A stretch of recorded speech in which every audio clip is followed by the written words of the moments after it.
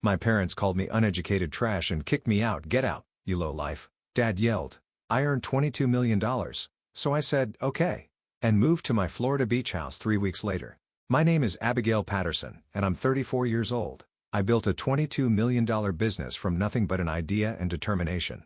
No college degree, just hard work and vision. Yet despite supporting my family financially for years, my dad still called me a lowlife and kicked me out of their lives. Funny how success doesn't equal respect in some families. Today, I'm watching the waves from my Florida beach house, finally at peace with my choices. The journey here wasn't easy, but it was worth every tear and triumph. Where are you watching from today? Drop your location in the comments, hit that subscribe button, and join me as I share how losing my family actually set me free. I grew up in Cedar Rapids, Iowa, a place where traditional values run deep and education is viewed as the only legitimate path to success. My father, Robert Patterson, worked as an accountant at the same firm for 30 years. He wore his CPA license like a badge of honor, often reminding us that education is the only thing no one can take from you. My mother, Helen, taught high school English and shared my father's reverence for academic credentials. Their mantra was simple: go to school, get good grades, attend a respectable college, secure a stable career. From childhood, I sensed my path might be different. While my parents dreamed of raising a doctor or lawyer, I was busy selling handmade friendship bracelets to classmates in grade. By 12, I graduated to running the most profitable lemonade stand in our neighborhood, experimenting with different flavor combinations and learning what customers would pay premium prices for. It's cute now, my mother would say, but these little projects won't pay the bills when you grow up. High school brought more of the same tension. While I was selling custom decorated phone cases to students and making enough to buy my car outright, my parents were focused on my SAT prep and college applications. I maintained decent grades, enough to get into state university, but my heart wasn't in academia. It was in creating, selling, connecting with customers. Just get your degree, Dad insisted whenever I shared a new business idea. Then you can play entrepreneur if you still want to. To please them, I enrolled at State University as a business major. The irony wasn't lost on me that I was studying business in classrooms while itching to build one in the real world. To help pay tuition, I took a job at a local retail store selling women's accessories. That's where lightning struck. I noticed a pattern in customer complaints about online shopping, particularly the disconnect between what women saw in photos and what arrived in the mail. The idea hit me like a freight train, a platform where real women with different body types could see how clothing items actually looked on someone with their shape before purchasing. The concept consumed me. I spent every spare moment researching, planning, and building a basic prototype website. My grades began to slip as my passion project demanded more attention. Halfway through junior year, I made the decision that would alter the course of my life. I sat my parents down at our kitchen table and told them I was dropping out to pursue my business idea full-time. The silence that followed was deafening. Absolutely not, my father finally said, his voice eerily calm. No daughter of mine is going to throw away her education for some internet fantasy. My mother began to cry. Abigail, please don't ruin your life. You're so close to finishing. But my mind was made up. The next day, I withdrew from my classes and used my tuition refund as seed money for what would eventually become Try4, my e-commerce platform. The aftermath was brutal. My parents barely spoke to me for weeks. When they did, it was to express disappointment or to ask when I'd come to my senses. I moved out of their house and into a tiny studio apartment that doubled as my office. The space was so small, I had to fold up my futon each morning to make room for my desk. Those early days were a blur of 18-hour workdays, ramen noodles, and determination. I built the version of the website myself, learning coding through free online resources. I convinced local boutiques to let me photograph their clothing on different-sized volunteers in exchange for free publicity. Each night, I fell asleep to the glow of my laptop, exhausted but exhilarated. 3 months in, the site went live. The sale came 2 days later. Then another, then 10 more. By month 6, we were processing over 50 orders daily, and I had hired my part-time employee, a photographer named Rachel who believed in the vision as much as I did. At the 1-year mark, I invited my parents to see this small office space I'd leased. I thought seeing the physical manifestation of my dream might help them understand. It's nice, my mother offered hesitantly, looking around at the modest space. My father nodded stiffly. How much are you making after expenses? When I showed him the books, we were actually profitable, a rarity for startups our age. He simply said, let's hope it lasts. It's not too late to go back and finish your degree. That night, I cried myself to sleep, not from sadness, but frustration. I was building something real, something that helped women feel confident in their purchases, and it still wasn't enough. But I dried my tears by morning and got back to work. If I couldn't earn their approval, I'd at least prove to myself that I'd made the right choice. Little did I know then that financial success would only widen the rift between us, or that the daughter they considered a disappointment would one day be their financial savior.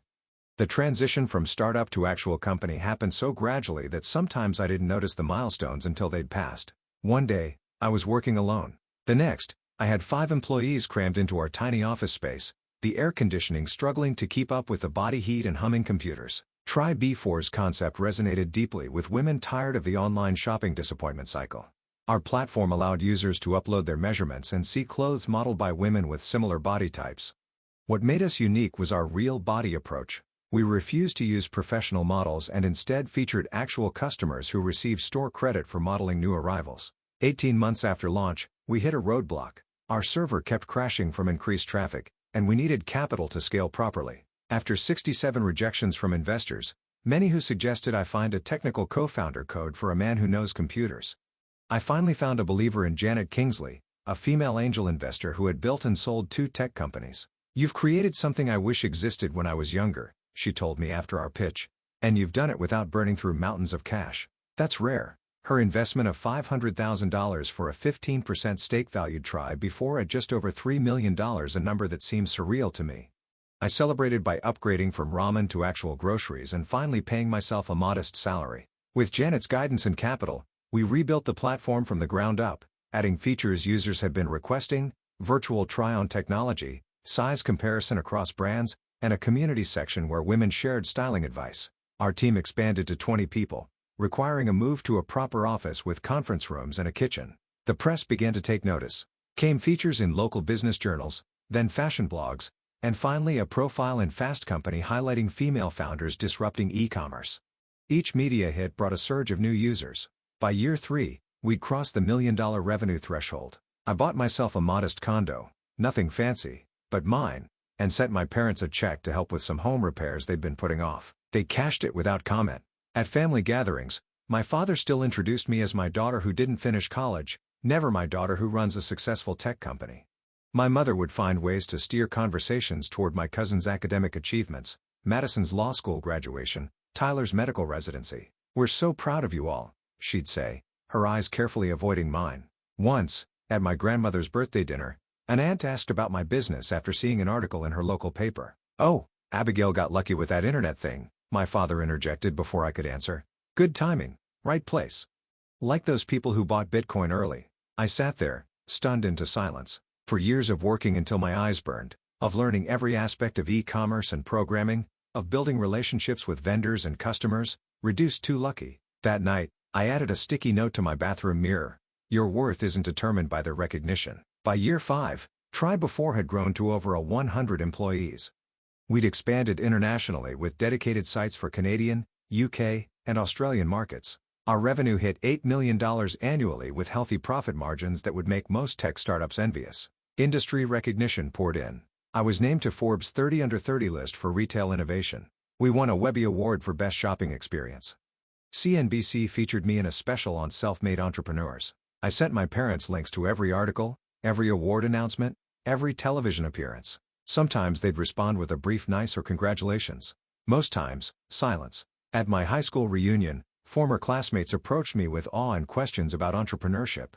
My former economics teacher asked if I would speak to his students about business development. In the eyes of my hometown, I had become something of a success story. Everyone seemed to recognize what I'd built, everyone except the 2 people whose approval I'd sought most. By the 6-year mark, Try Before's valuation had climbed to $15 million. We'd moved into premium office space in downtown Cedar Rapids, complete with the exposed brick walls and open floor plan that had once seemed like an impossible dream. My team had grown to include brilliant minds from across the country, many who relocated specifically to work with us. I bought a house, nothing extravagant by wealthy standards, but certainly nice, in a lakeside community 20 minutes from my parents. I thought perhaps physical proximity might bridge the emotional distance. It didn't. "Must be nice to afford all this without student loans," my father remarked during his one and only visit, gesturing around my living room with its view of the water. The comment stung, but I'd grown accustomed to the tiny barbs. What I couldn't have anticipated was how soon I'd move from disappointment to financial lifeline in my parents' eyes, or how little that transition would change how they saw me. The call came on a Tuesday afternoon. I was in the middle of a strategy meeting when my assistant mouthed, "Your mother," and handed me the phone. Mom never called during work hours. "Dad's been let go," she said without preamble, her voice tight with anxiety. Budget cuts. After 30 years, at 58, my father was suddenly unemployed. The accounting firm he devoted his career to had been acquired by a larger company, and they were streamlining operations. His position was deemed redundant. "What can I do?" I asked immediately. The silence on the other end spoke volumes, pride warring with necessity. "We'll be fine," she finally said. "I just thought you should know." But they weren't fine. Within 2 months, their savings had dwindled. My father struggled to find new employment, too experienced, expensive, for entry-level positions, too specialized for lateral moves. Meanwhile, my mother began experiencing severe migraines that eventually led to a diagnosis requiring specialized treatment their insurance only partially covered. I didn't wait for them to ask. I simply took action. I paid off the remainder of their mortgage, $1.67 that freed up $1,500 in monthly expenses for them. I covered my mother's medical bills and arranged for her to see specialists not covered by their insurance. When their 12-year-old car broke down, I had a new SUV delivered to their driveway. "We can't accept this," my father said stiffly when I visited. "You can, and you will," I replied. "Consider it payback for raising me." He took the keys. What began as emergency assistance evolved into regular financial support. I set up a monthly transfer to their account, enough to cover utilities, groceries, and insurance premiums. When their kitchen needed renovation, I paid for it. When the roof began leaking, I replaced it. During this same period, my younger brother Mark was accepted to an expensive private college. Without discussion, I covered his tuition, room, and board. For my sister Emma's wedding, I wrote a check that gave her the celebration our parents could no longer afford. The money flowed one way from my bank account to my family's needs. The acknowledgement of what this represented, however, never followed the same path. "The business must be doing well," my mother would comment when depositing my checks, as if the funds appeared by magic rather than through my continued hard work. "God provides," my father would say at family dinners I paid for, somehow missing that in this equation, I was the instrument of provision. At a holiday gathering, I overheard him telling relatives, "It's just temporary until I'm back on my feet." Abigail's doing fine right now with her internet shop. Internet shop.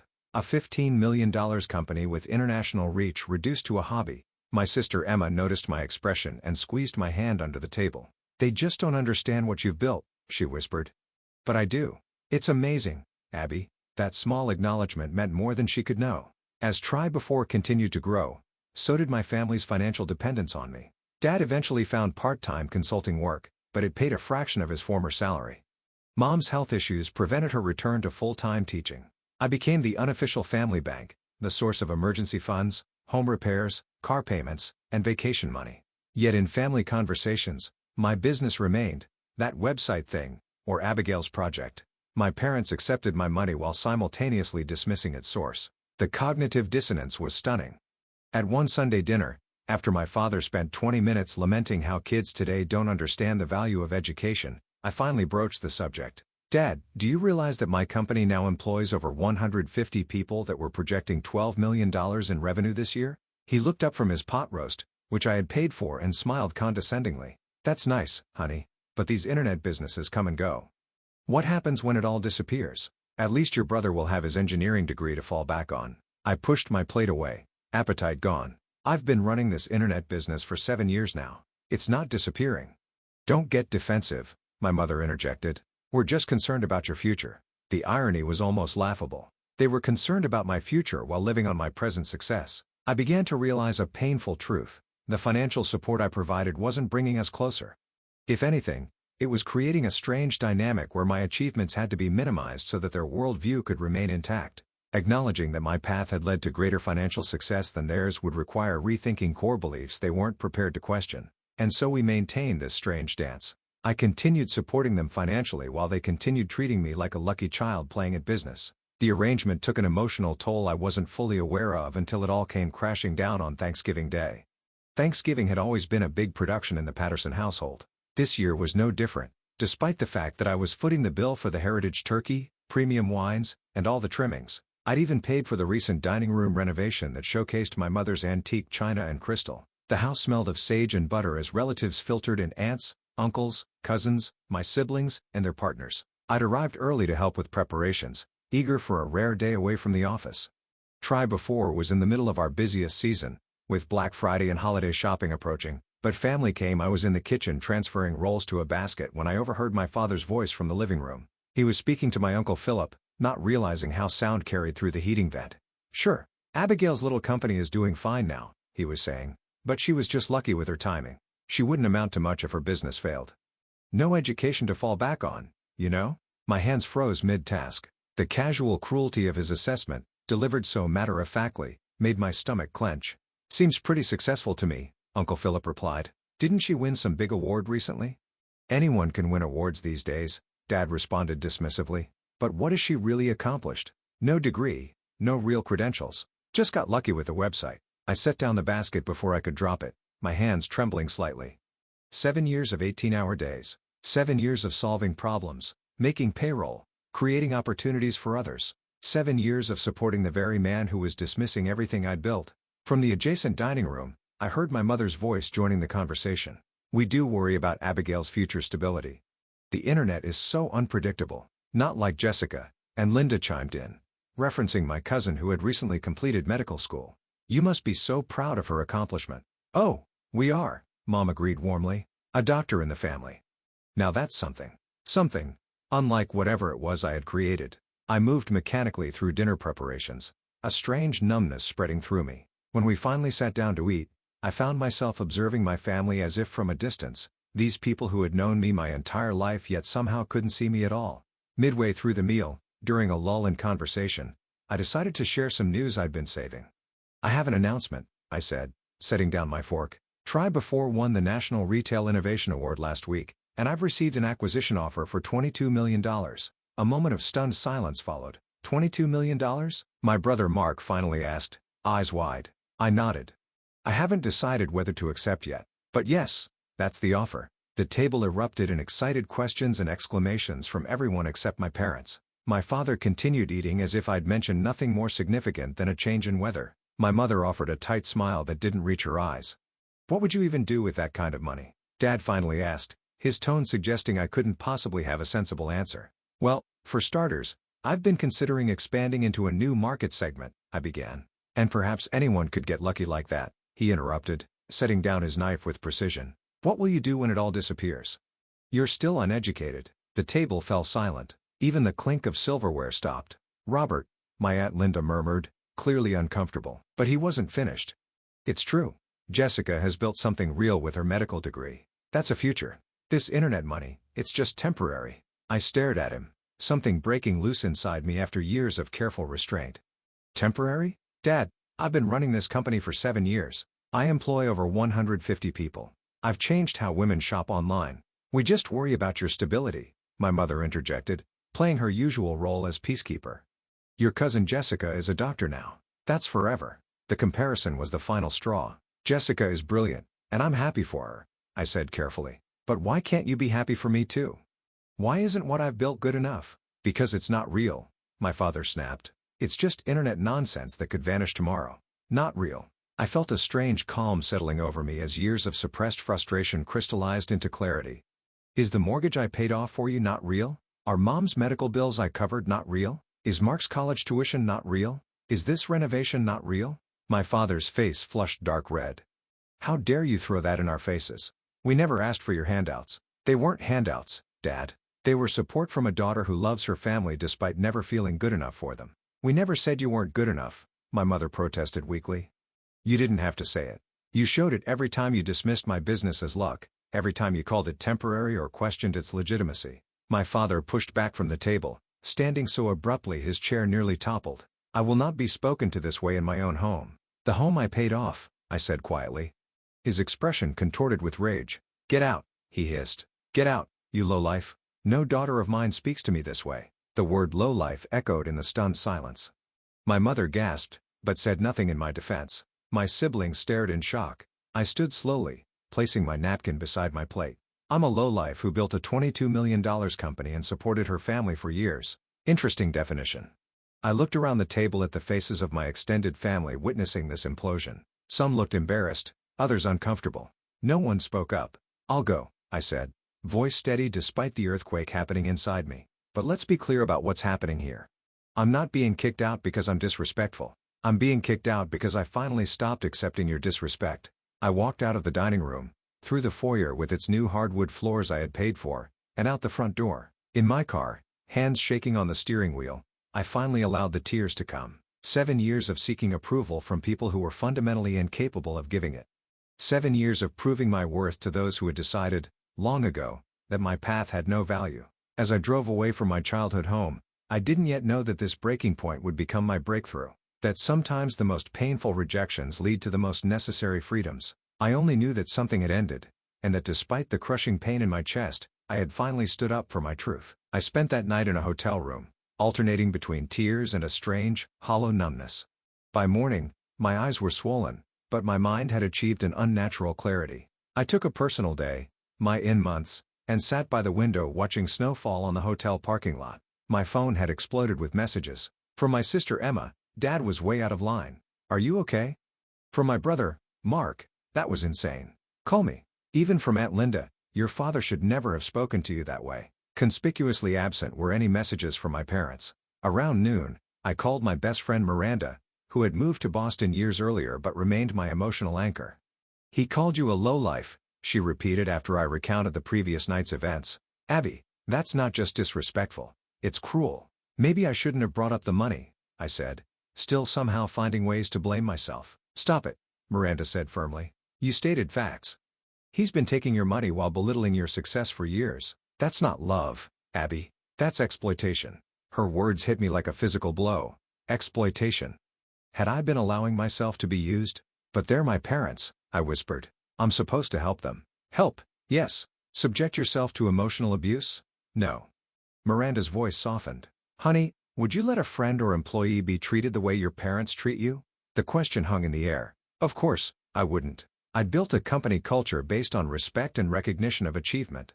I'd ended client relationships with companies that mistreated my team, yet I'd accepted, even enabled, this dynamic with my own family. Over the next few days, I made several attempts at reconciliation. I called my parents home multiple times, leaving voicemails when they didn't pick up. I sent an email saying I was open to talking when they were ready. I even drove by the house once, losing courage before I could knock on the door.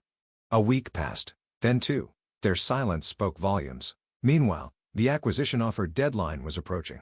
The potential buyers, a larger retail platform looking to incorporate our technology, needed an answer. The $22 million figure represented years of work, risk, and vision. It would provide financial security I'd never imagined possible for someone who'd grown up in a middle-class Midwestern household. I scheduled a meeting with Dr. Cassandra Wright, a therapist I'd started seeing earlier that year to help manage the stress of running a growing company.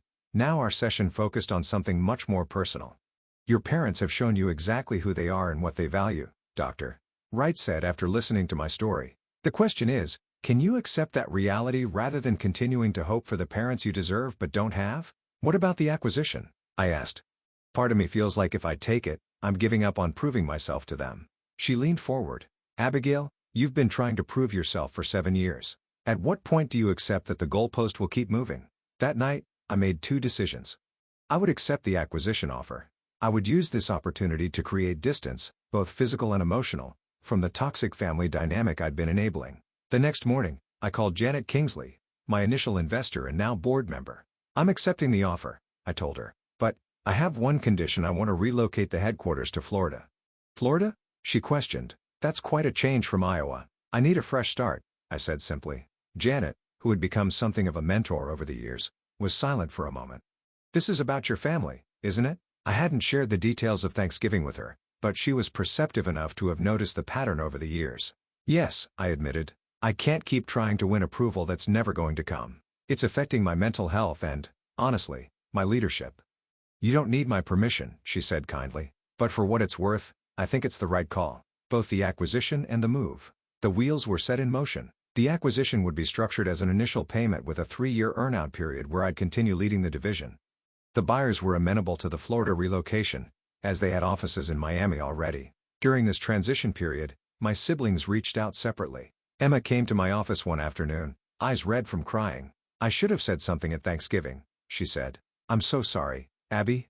I hugged her tightly. It's not your responsibility to fight my battles. But you've been fighting for all of us, she countered. The tuition, my wedding, Mom's medical bills. You've carried this family, and they treat you like you're nothing.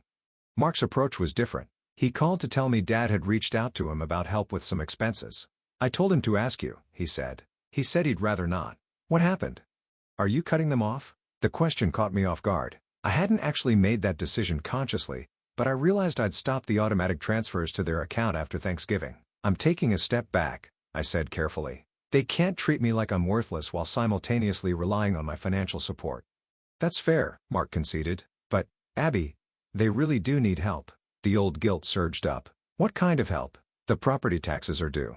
And Mom needs some follow-up treatments. I closed my eyes, the familiar weight settling on my shoulders. The part of me that still craved their approval wanted to immediately solve the problem, to be the good daughter despite everything. But Dr. Wright's words echoed in my mind. At what point do you accept that the goalpost will keep moving? I'll think about it, I told Mark. That night, I made a decision that felt both terrifying and liberating. I would no longer enable the toxic relationship with money. I drafted an email to my parents since they weren't taking my calls, explaining that while I loved them, I needed to establish healthy boundaries.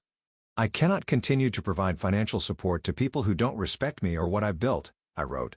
When you're ready to have a relationship based on mutual respect, I'll be here. Until then, I need to step back for my own well-being. I hit send before I could lose my nerve, then sat in the dark of my living room, crying for the relationship I'd hoped for but never had. 2 days later, the acquisition paperwork was finalized. The installment, $12 million after taxes, was deposited into my account. The remaining $10 million would come through the earnout period if targets were met. I was officially a millionaire many times over, and I had never felt more alone. That weekend, I flew to Florida to begin house hunting. As the plane lifted above the gray Iowa winter sky, I felt something unexpected beneath the sadness, a glimmer of hope.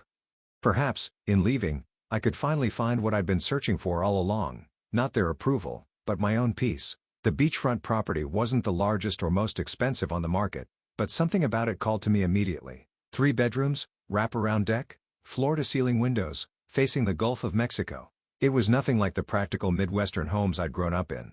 It was vibrant, open, and unapologetically beautiful.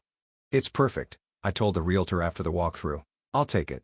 The speed of the decision surprised even me. After years of seeking approval for every choice, the freedom to follow my instincts felt almost dizzyingly liberating. I closed on the house in January and immediately hired a local designer to help furnish it. No more beige walls and practical furniture chosen for durability rather than joy. This home would reflect who I was becoming, not who I'd been told to be. Bold colors in the living areas, I instructed the designer, Lucia, and I want the main bedroom to feel like a sanctuary. She smiled, seeming to understand the subtext. Starting fresh. Completely, I confirmed. While the house was being prepared, I focused on the business transition. The acquiring company had been true to their word about keeping our team intact, though Abata chose not to relocate to Florida. For those who did make the move, I arranged generous relocation packages and temporary housing. Our new offices in Tampa were modern and bright, with views of the bay and an energy that felt aligned with our next chapter. The parent company largely left us to operate independently, appreciating that our unique culture was part of what made Trebo Force successful. By March, I was settled in my new home and finding my rhythm in this unfamiliar but welcoming environment. The perpetual sunshine felt metaphorically appropriate, a literal brightness, after years in the shadow of disapproval. I made conscious efforts to build a social circle. I joined a beachside yoga class, attended local business networking events, and even tried paddleboarding lessons where I spent more time falling into the water than standing on the board. The instructor, a laid-back woman named Diane, became my local friend. You need to stop overthinking it, she advised during one particularly frustrating session. Your body knows what to do if your mind would just get out of the way. The comment struck me as applicable to more than just paddleboarding. As spring bloomed into summer, my new life took shape. I established a routine that prioritized balance, something I'd never allowed myself in Iowa. Mornings began with coffee on the deck watching dolphins play in the distance. Workdays were productive but no longer all-consuming. Evenings often involved walks on the beach or dinners with new friends. I launched a mentorship program for young entrepreneurs without college degrees, remembering how isolating it had felt to forge that path alone. The Unconventional Founders Initiative paired seasoned business owners with promising talent who lacked traditional credentials but possessed drive and vision. Education comes in many forms, I told the cohort at our kickoff event. Some of the most valuable lessons can't be taught in classrooms. The program gave me a sense of purpose beyond the day-to-day business operations. It felt healing to create the support system I wished I'd had. Communication with my family had become sporadic. Emma called regularly, genuinely interested in my new life. Mark checked in occasionally, usually with updates about his engineering career or, more awkwardly, veiled references to our parents' continuing financial struggles. I maintained my boundary about financial support, though the guilt never fully dissipated. 6 months after my move, the doorbell rang on a Sunday afternoon. I wasn't expecting anyone and was surprised to find my mother standing on my porch, looking small and out of place against the backdrop of palm trees and tropical flowers. "Mom?" I said, genuinely shocked. What are you doing here?" "Your assistant gave me the address when I called your office," she explained. "May I come in?" I stepped aside, my mind racing. She looked around the open-concept living area with its turquoise accents and artistic touches, so different from her own traditional decor. "It's very bright," she offered, which from Helen Patterson constituted high praise for anything unconventional. I made coffee and we sat on the deck overlooking the water, an awkward silence stretching between us. Finally, she spoke. "Your father doesn't know I'm here." I figured as much. She twisted her wedding ring, a nervous habit I recognized from childhood. "We're struggling, Abigail. The property taxes have doubled, and my treatments aren't fully covered by insurance." There it was, the real purpose of her visit. Not reconciliation, but financial necessity. "I see," I said quietly. "We're not asking for much," she continued. "Just what you used to send before Thanksgiving." I took a deep breath, steeling myself against the familiar pull of obligation. "Mom, I can't go back to how things were. Dad called me a lowlife and kicked me out of your lives. Neither of you has apologized or even acknowledged how hurtful that was. He was upset. You know how he gets." "That's not an excuse for emotional abuse," I said, the therapy-derived term feeling foreign but accurate on my tongue. She flinched. "That's a very harsh way to describe family disagreements, is it? Would you accept a husband speaking to you the way Dad spoke to me? Would you advise a friend to maintain a relationship with someone who treated them that way?" She stared out at the ocean, avoiding my gaze. "It's different with family." "It shouldn't be," I countered. "If anything, family should treat us better than strangers do, not worse. We're your parents, Abigail. We need your help." The familiar guilt twisted in my stomach. I thought of all the resources I now had, the millions in my account, the comfortable lifestyle, the freedom. Wouldn't a good daughter share that abundance? Then I remembered Dr. Wright's guidance. Support without respect isn't love, it's exploitation. "I can't help you financially while nothing changes in our relationship," I said firmly. "I'm happy to help you both find financial planning resources or to connect Dad with job opportunities through my network. But I won't send money to people who don't respect me or what I've built." Her expression hardened. "So that's your ultimatum? Either we pretend to approve of your choices or you'll let us struggle." The characterization stung, but I held firm. "That's not what I said. I'm not asking for approval. I'm asking for basic respect." "There's a difference. Your father was right," she said, standing abruptly. "Success has changed you." "No, Mom. What's changed is that I finally recognize my own worth with or without your validation." She gathered her purse, her movement stiff with disapproval. "Well, I guess we know where we stand. Either help us financially or you're not part of this family." The words hit like a physical blow, but somehow I remained standing. "I'm already not part of the family in your eyes." "I have been since the moment I chose my own path." She left without another word. I watched her rental car disappear down the palm-lined street, then sank onto the deck steps, letting the tears come. The finality of the moment wasn't lost on me. She had traveled over 1,000 miles not to heal our relationship, but to re-establish the financial arrangement that benefited them. That evening, I walked along the shoreline as the sun set, painting the sky in shades of orange and pink. The waves lapped gently at my feet, the rhythm somehow soothing the jagged edges of my pain. For the time, I fully accepted that I might never have the parental relationship I'd longed for and that continuing to chase it was preventing me from building the life I deserved. Sometimes the most difficult endings make the most necessary beginnings possible. As darkness fell over the gulf, I made peace with my choice. The family I was born into might never see my worth, but that didn't mean I couldn't create a chosen family who would. 1 year after moving to Florida, I stood on my deck watching a spectacular sunset, a glass of wine in hand and a sense of calm I'd once thought impossible. The anniversary hadn't been planned as a moment of reflection, but as the fiery orange sun melted into the Gulf waters, I couldn't help but measure the distance I'd traveled, not just geographically, but emotionally. The acute pain of family rejection had gradually transformed into something else, a quiet wisdom that I carried like a smooth stone in my pocket, occasionally turning over to examine, but no longer sharp enough to draw blood. The business continued to thrive under the new ownership structure. Our user base had expanded by 30%, and the technology we'd pioneered was being implemented across the parent company's other platforms. I'd met all the year earn-out targets, securing another portion of the acquisition payment. But the most significant changes weren't professional or financial, they were internal. I'd spent so many years seeking external validation that learning to trust my own judgment felt like discovering a new sense. Decisions that once would have triggered anxious guessing now came more naturally, guided by intuition and experience rather than fear of disapproval. I'd begun working on a new venture, a platform connecting self-taught professionals with companies looking beyond traditional credentials in their hiring practices. The project stemmed from my own experience and the Unconventional Founders Mentorship program, which had grown to support over 50 entrepreneurs across the country. This time, the work felt different. I wasn't building to prove my worth or to earn recognition. I was creating from a place of purpose and joy because the work mattered, not because I needed it to validate my existence.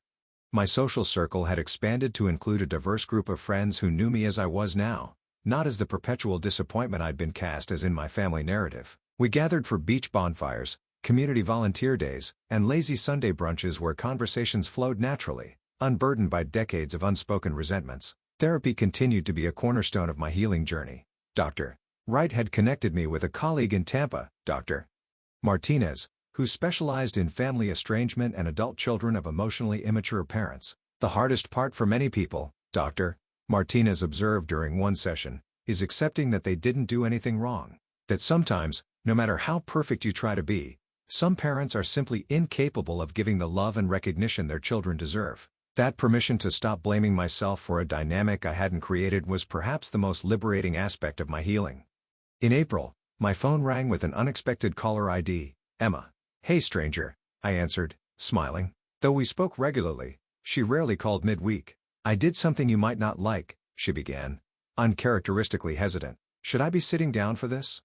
"Maybe. I'm at the Tampa airport." I nearly dropped the phone. "You're here?" "In Florida." "Surprise," she offered weakly. "I can get a hotel if it's not a good time." "Don't you dare. Send me your terminal information. I'm leaving now to get you." An hour later, we were sitting on my deck, the early evening breeze ruffling Emma's hair as she took in the view. "It's even more beautiful than your photos," she said. "I can see why you love it here." "It's home now," I replied simply. "But what brings you all this way without warning?" "Is everything okay?" She set down her iced tea, expression turning serious. "I wanted to apologize. In person." "For what?" "For not standing up for you. At Thanksgiving and all the times before that? For accepting your help with my wedding while letting them dismiss everything you've built?" Her eyes filled with tears. "For being a coward?" I reached for her hand. "Emma, you weren't a coward. You were surviving a difficult family dynamic, just like I was. But you were brave enough to walk away, to demand respect."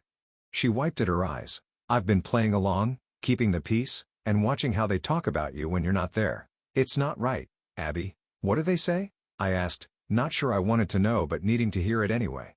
"Dad acts like you abandoned them in their time of need. Like you owe them support but withheld it out of spite." She shook her head. "He never mentions calling you a lowlife or how he's belittled your success for years. And Mom goes along with his version of events."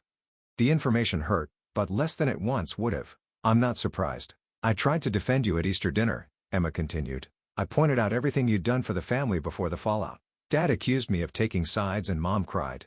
It was awful. I'm sorry you're caught in the middle. That's just it. I don't want to be in the middle anymore." She straightened, a determination in her expression I'd rarely seen. "I want to be firmly on the side of truth, which is why I came to apologize and to tell you I understand now. You made the right choice." Those words, "you made the right choice," unlocked something I hadn't realized was still tightly bound within me. A remaining doubt that perhaps I'd been too harsh, too unforgiving, too willing to walk away from family. Hearing my sister's validation felt like permission to finally, fully release that last thread of guilt. During Emma's 4-day visit, we talked more openly than we ever had growing up in our parents' home. She shared her own struggles with our father's impossible standards and our mother's conflict avoidance. I showed her my new life, the business, the mentorship program, the community I'd built. On her last night, as we walked along the moonlit beach, Emma asked, "Do you think you'll ever reconcile with them?" I considered the question carefully. "I'm open to a relationship if it can be healthy, but I've stopped expecting them to change or to suddenly see me clearly. That acceptance has been the most healing part of this whole journey." "You seem lighter," she observed. "More yourself." "I am." I agreed. Turns out living for your own approval is much simpler than chasing someone else's. The months that followed brought unexpected developments. My TED Talk on success beyond credentials went viral, bringing attention to both the mentorship program and my new platform. I received hundreds of messages from people who'd faced similar family dynamics after choosing unconventional paths. Your story gave me courage to stop apologizing for my choices, one young entrepreneur wrote. I dropped out of college 3 years ago to start my business, and my parents still introduced me as taking a break from school. Hearing how you navigated similar judgment helped me set boundaries without guilt. These connections reminded me that personal stories, when shared authentically, create bridges between experiences. The pain I'd endured now served a purpose greater than my own growth. It offered others permission to trust their own paths. In July, I received an unexpected email from Mark. Dad had a minor heart attack. He's stable, but it was a scare. Thought you should know. I sat with the news, checking in with my emotions. The old pattern would have been immediate guilt and rushing to fix everything. Instead, I felt compassion without responsibility. After talking it through with Dr. Martinez, I sent flowers to the hospital with a simple note, wishing you a speedy recovery. Abigail. I didn't offer money. I didn't fly home. I acknowledged the situation without reactivating the unhealthy dynamic. It was a small moment, but it represented enormous growth. As the 1-year anniversary of my move approached, I realized I wanted to mark the occasion meaningfully. I decided to host a gathering at my home, part housewarming, part celebration of new beginnings. I invited my local friends, business associates, men's from the program, and Emma, who promised to fly down for the weekend. The evening of the party, my home filled with laughter and conversation. People from different parts of my new life connected with each other, creating a tapestry of relationships I'd never imagined possible a year earlier. After dinner, as everyone gathered on the deck for dessert, Emma clinked her glass for attention. I want to propose a toast, she announced, to my sister, Abigail. A year ago, she made one of the hardest decisions anyone can make, to choose herself after a lifetime of choosing everyone else. She left behind criticism and conditional love to build this beautiful life where she can shine as brightly as she was always meant to. To Abigail, and to the courage it takes to begin again. Glasses raised as tears filled my eyes. Looking around at these people who accepted me exactly as I was, who celebrated rather than diminished my achievements, I felt a profound sense of homecoming that had nothing to do with geography. Later, after the guests had gone and Emma had retired to the guest room, I sat alone on the beach watching the rhythm of waves in the moonlight. The journey from that devastating Thanksgiving to this moment of contentment hadn't been linear or easy. There had been setbacks, moments of doubt, and plenty of tears. But sitting there with sand between my toes and stars overhead, I knew with bone-deep certainty that I wouldn't trade this hard-won peace for any amount of conditional family approval. Sometimes the most painful rejections lead us exactly where we need to be. Sometimes losing what we thought we needed makes room for what we truly deserve. And sometimes the family we create through choice proves more nurturing than the one we were born into. As I watched the gentle Gulf waters reflecting moonlight, I whispered a thank you to my younger self who had found the courage to walk away, not from family, but toward authenticity. Toward a life measured not by others' narrow definitions of success, but by the freedom to define it for myself.